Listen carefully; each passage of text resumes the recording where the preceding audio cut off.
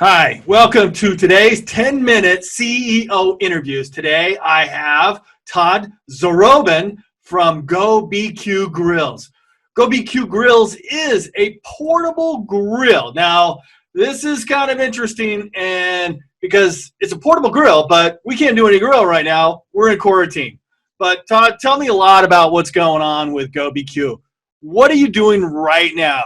Right now, we are in the middle of a equity crowdfunding campaign on startengine.com, raising capital for our next production run and also to make a big marketing splash in 2020. Now, tell me a little bit about what it's made out, how much it weighs. When somebody says a portable grill, I mean, I'm thinking I like camping. That's why I use this background here. So it's got to be very light. Right. It is lightweight. We call it ultra portable because a lot of the so-called portable grills on the market today, basically anybody that has a grill with wheels on it or a handle on it that can be moved more than 2 or 3 feet, they're calling portable. And that's not really the case. They're still big, heavy, metal, clunky appliances that just aren't convenient or functional to take very long distances. We created the GoBQ grill as an ultra portable compact grill made out of fireproof fabric so that it folds up small enough to fit into a backpack, and it can be stored in a drawer, and it's perfect for people going camping or hiking or fishing or traveling or going to the beach or anywhere longer distances than usual.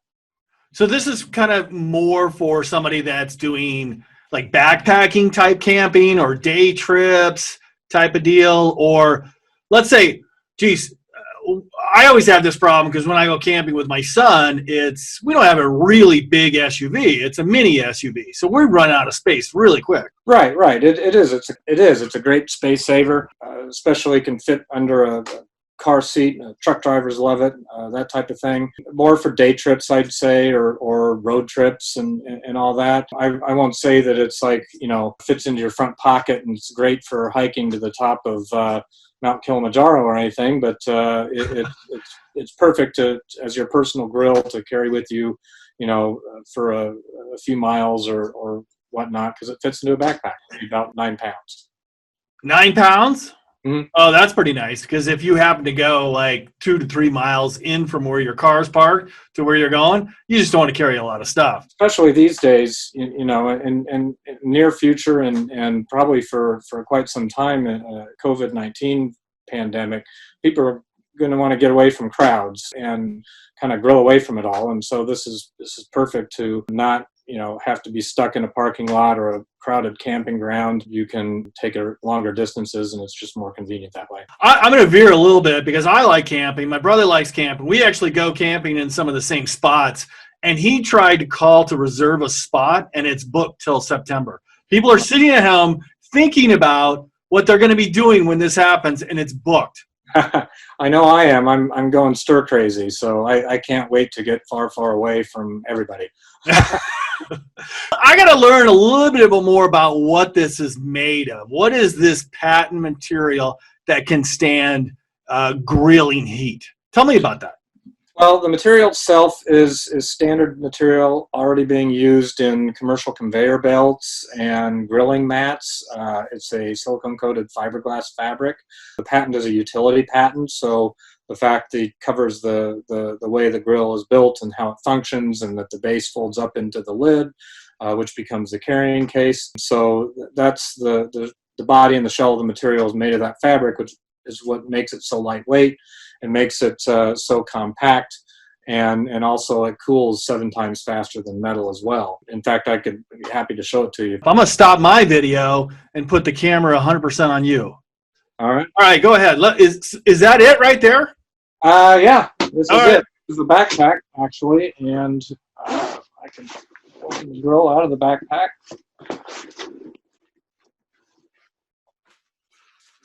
Oh, that's cool. That's it?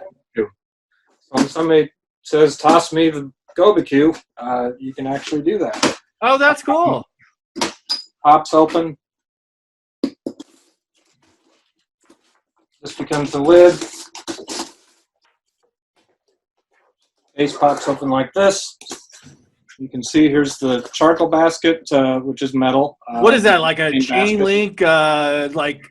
Yeah. Oh, interesting. A chain link, kind of a chainmail tile basket that collapses in multiple directions. Kind of like for a knight in medieval time or something like that. The grate itself unrolls and sets easily on top. Oh, no, wait a minute. How was that? You've got some kind of design on that also to roll that up, the grill part? Holy moly, that's so cool. And there's the GoBQ. Okay, now what happens? What happens at the end of the grill? I mean, you got these hot grills, your ashes. What do you do with them? After you're done grilling, this is the charcoal model. We have a propane model under development, and after you're done grilling, you dispose of your coals like you would any other charcoal grill in a charcoal barrel, or some people will make a basket out of foil and dump it in and pour water on it and then dispose of it properly. What you bring in, you bring out. That's the rule. Yep. You want to maintain, environmental and safety concerns as with any charcoal grill. Also, and it's not designed to carry the charcoal in the grill for safety reasons. You need to dispose of your coals like any other charcoal grill. No, I know a lot of guys in San Francisco and some people in New York. New York, you can't really go outside and grill in New York, can you? Like on a balcony. But I know in San Francisco, you can go on top of the roof and barbecue. Right. If there's public parks that are open or beaches or pathways, I took this on a trip to New York a few years ago and walked over to East River Pathway and did some grilling there. Wherever there's designated spots. I mean, it depends on which city you live in, but it is good for urbanites that either don't have balconies or need, are conserving space, which people in New York definitely are limited on space. So it's perfect for that situation too. Where did this come from? Like, why now? Why did you start this company? The concept was invented with a need back in college. Our co-founder, Eric, had invented this because he wanted to go tailgating and was riding his bike or walking to classes and wanted a grill that he could actually carry himself and not need a car. And this actually came into importance also moving to Chicago and living in the city and taking public transportation as well. So that's when the concept was born. When I first met Eric and saw the original prototype he had invented myself, I was just blown away that he pulled this satchel out of a drawer and unfolded it before my very eyes as if by magic, and voila, it's a fully functional grill with a lid. The lid is the carrying case, and it just blew my mind. And I thought, the potential of this was enormous. It needed to be polished up quite a bit to become a consumer-ready product, and I wanted to get involved. Created the branding and built the company and wanted to scale this up so that we become one of the top portable grilling product companies out there. And so far the reactions of our customers have been phenomenal. Okay, how many burgers can you fit on there and keep in the heat? Sometimes the heat is centralized in an area and you have to move the burgers around. How many burgers and how many steaks can you put on that? It depends on how big your burgers are. Well, I'm 6'4", 230 pounds, so I need to. I mean, we say it'll fit up to 6 pretty good size patties and probably 4 to 6 small fillets or something along those lines. It's perfect to feed like a small family of 4 as well, and so it does you can offset cook with it. It's the grill space is larger than a Weber Smoky Joe, and you can offset cook with it as well. You can actually use this as a smoker. I've successfully smoked 2 racks of ribs on here and also a beer can chicken, and so it's really the only portable smoker on the market. Yeah, it was designed to be just a regular everyday grill, but we're learning all sorts of new uses for it. Is there anybody else doing this out like the Weber or Traeger or anybody else doing that or? Nobody else making grills out of fireproof fabric at this point. We're hoping to catch the attention of Weber or Coleman, and think that we'll be ripe for an acquisition at some point. At this point, nobody else is doing anything like this. Yeah, I don't think I've seen it. Because when you say portable means a grill with wheels on it. Right.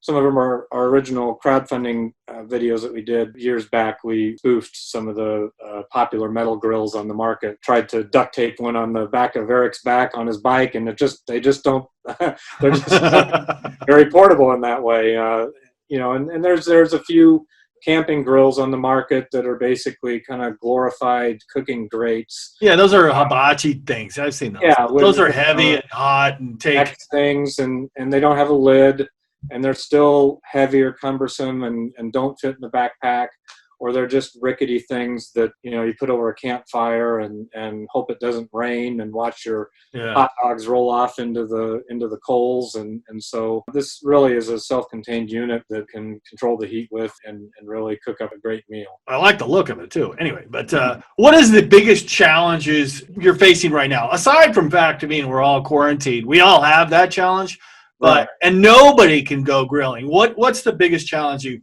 have right now, other than the obvious, and trying to navigate through this current situation? We're really looking forward to the future. This situation with COVID-19 isn't going to last forever. We're going to get through it. People are going to be pent up and wanting to get out and go grill. A challenge is raising capital in this environment with our crowdfunding campaign. So we want to make sure that people understand, they're investing in the future of this. And we think this is a good opportunity to do so, because we think this is going to, the market's going to explode once everybody can get out of the house and get away. So, we've had other challenges in the past, manufacturing these in bulk and overcome many hurdles in terms of quality control and finding the best materials and finding the best suppliers. So we're beyond all that, and we're really ready to scale the company. So how much you going to try to sell this for? The GoBQ retails for $149.95. Have you tried to find companies in the United States to build it, and what have you faced? Oh boy, yeah. I mean, I'd say the first couple of years that when we first started the company as an LLC, we tried desperately to find U.S. suppliers that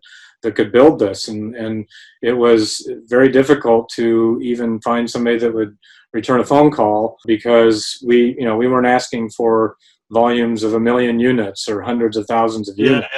We're a small startup company that have been bootstrapping this, and we wanted a minimum order that was just not on anybody's radar in the U.S. So we were kind of forced to look at overseas manufacturing, and that's really the only viable option we have at this point. Start making parts domestically as our volumes grow up and as we scale, but at this point we have to stick with overseas. So back to your fundraising. Now, where are you raising capital? You said a crowdfunding site? Yeah, the crowdfunding site is where you can purchase shares of GoBQ Grills Inc. called startengine.com. Our campaign page you can link to from our website as well, but our Start Engine campaign is an equity crowdfunding campaign, which is a little bit different than typical crowdfunding. Kickstarter and Indiegogo. Yeah, that's different, right? Kickstarter and Indiegogo, you're pre-ordering the product, and we did that several years ago to kind of prove our market and prove the concept and get funding for our first production batch, and it was very successful. We raised over $120,000 on that platform, sold over 650 units to people in 44 different countries. So it was a great success. Now we're ready for kind of the next stage of growth, and we're selling shares in the company. And with those shares, we have other promotions with the campaign of discounts on GoBQs and other perks that you can see on the campaign page as well for different levels of investments. So what's the goal here? What is winning as far as like your next milestone to hit? Of course, you got a crowdfunding campaign. You're trying to hit that target, but then revenue. What's what would make you happy? And what does that look like to you? That's a tricky question. Obviously we want to grow our revenue to the point where we become a lucrative acquisition target for a larger entity or a major grilling brand. We need the numbers to look good there. We want, previous to that, we just want to scale production and scale sales to get more brand awareness working, and grab more of the market share is kind of our midterm goals at this point. Yeah, I tell you, man, this would look great on Lori, on the Shark Tank with Lori, or Kevin Harrington, or some QVC channel kind of deal. Oh, absolutely. That is one of our goals, is to get onto Shark Tank at some point. It's the most commonly asked question or suggestion. You guys ought to be on Shark Tank. And hey, as anyone who's watched that show, you basically want to be in a position as a company to be a no-risk investment for those guys, and so we'd like to grow a little bit more to either whether we can get a great deal from them, or be in a situation where we have enough inventory on hand to take advantage of a nationwide commercial and be able to have ample inventory to handle a big demand swing like that. So that's kind of where we're looking for. So I'm going to ask a personal question, and this is what we finish off the interview. What's the why that makes you cry? Well, what inspires you to do this? I mean, entrepreneurialism is hard because there's so many ups and downs. What's your story behind this? Oh, absolutely. It's been a roller coaster for sure. The thing that makes me and we as a company persevere and keep pushing forward is through all the sacrifices and pitfalls and challenges up to this point is just the support of our family and friends, and especially my wife, who's been with me and through thick and thin for many years, and I can't thank her enough. And we started a family amidst this venture as well, which increases the motivation and dedication of it's something that I want to succeed on behalf of my family, and on top of that, what really just makes me know that this is the right thing to do is just the reaction from our customers and original supporters and crowdfunding supporters that helped us launch the company has been just phenomenal. The reviews that we see and the social posts and photos that we get and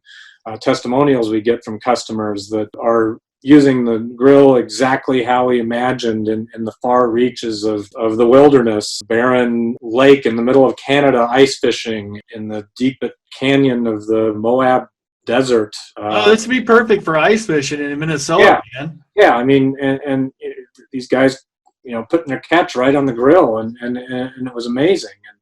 And on top of that, people that are using it in ways we never imagined. There's someone was tailgating in a parking lot of a Motel 6, cooking up rib. Another guy was at a national park in Zambia, which I just thought was fantastic that our GoBQ is in Zambia, and so people using it in ways we just never imagined they would or could or would want to, and it's just been so much of a reward that way. We know we've got something great here. Good deal. Todd, we are out of time in this interview here, so I want to thank you for joining us today, 10-minute CEO Secrets interview. I really appreciate being here. Thank you, John. Appreciate it.